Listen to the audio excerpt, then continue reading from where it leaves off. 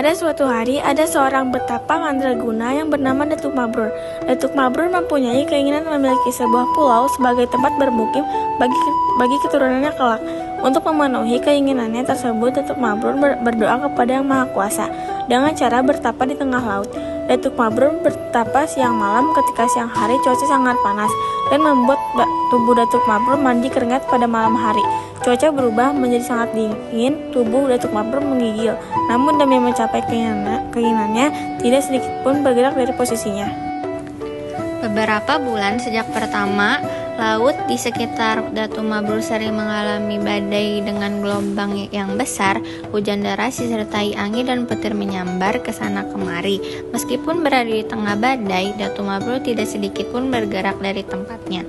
Tiba-tiba di permukaan laut muncul ribuan ikan todak di sekitar tempat duduk Datuk Mabrur. Ikan-ikan tersebut terlihat sangat marah kepada Datuk Mabrur. Namun Datuk Mabrur sepertinya tidak terganggu dengan keberadaan ribuan ikan todak tersebut dan melanjutkan bertapanya. Ribuan ikan todak yang marah tersebut tiba-tiba menyerang. Dia tetap tenang sambil duduk bersila dan memejamkan mata. Ikan todak paling besar tersebut mengeluarkan seluruh tenaganya dan terbang menyerang ke arah Datuk Mabrur. Seperti sebelumnya, ikan todak tersebut terpental dan jatuh. Kamu ini ikan apa? Dan kenapa mengganggu saya? Hai Pertapa, ketahuilah semenjak engkau bertapa laut yang biasanya tenang ini menjadi sering mengalami badai. Kami yang biasanya hidup tenang menjadi terganggu dengan kehadiranmu. Kamu belum menyebutkan ikan jenis apa? Kami ini ikan todak, masa betapa sakti sepertimu tidak pernah tahu tentang ikan todak? Maafkan aku. Baru kali ini aku bertemu ikan seperti kalian. Dan kamu pasti pemimpin dari ikan-ikan ini ya? Iya benar sekali, kamu boleh memanggilku dengan sebutan ikan todak. Tapi kamu ini sebenarnya siapa? Apa sih sebenarnya tujuanmu betapa di sini? Hahaha. Namaku Datuk Mabrur. Tujuanku bertapa di sini adalah untuk meminta kepada Yang Maha Kuasa agar memberiku sebuah pulau. Apa? Sebuah pulau? Untuk apa kamu meminta sebuah pulau? Pulau tersebut akan kujadikan sebagai tempat tinggal untuk anak keturunanku kelak. Sebuah pulau? Dasar manusia memang suka merepotkan umat hewan. Begini ya, betapa sakti kami akan membuatmu sebuah pulau. Tapi lihatlah aku dan semua wargaku terluka akan perbuatanmu. Sembuhkan kami semua dan kami akan buatkan sebuah pulau untukmu. Apakah kamu setuju? Baiklah, aku setuju. Nah, sekarang tunggulah sini. Aku dan rakyatku akan membuatkanmu sebuah pulau. Sebagai raja dan umat ikan yang aku akan memenuhi janjiku. Pantang bagi umat ikan untuk berdusta.